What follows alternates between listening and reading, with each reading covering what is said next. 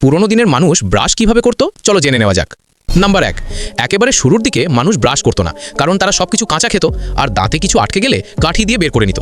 Number 2, পরে যখন রান্না করা খাবার খাওয়া শুরু হলো তখন মানুষ নিজের আঙুল দিয়ে দাঁত পরিষ্কার করত।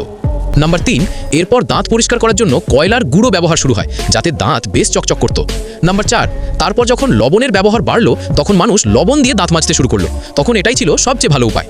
নাম্বার 5, এরপর মানুষ গাছের ডাল চিবিয়ে দাঁত পরিষ্কার করতে লাগলো, যাকে আমরা আজ দাঁতন বলে জানি। নাম্বার 6, কিন্তু দাঁতন ছোট বাচ্চাদের জন্য খুবই শক্ত ছিল, তাই অনেকে নরম কাপড় দিয়ে দাঁত মাজা শুরু করলো। নাম্বার 7, এরপর মানুষ আরেকটু বুদ্ধি খাটালো এবং পশুর লোম কাঠিতে বেঁধে দিয়ে দাঁত পরিষ্কার করা শুরু করলো। নাম্বার 8, তারপর ধনী লোকেরা এটাকে আরও সুন্দরভাবে ডিজাইন করলো এবং কাঠের হাতলওয়ালা একদম পারফেক্ট ব্রাশ তৈরি হলো।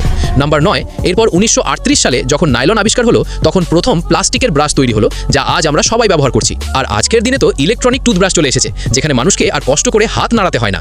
আর হ্যাঁ, ভিডিওটিকে একটি লাইক করে দিও, কারণ লাইক করলে ভিডিওটি তোমার কাছে সেভ হয়ে থাকবে।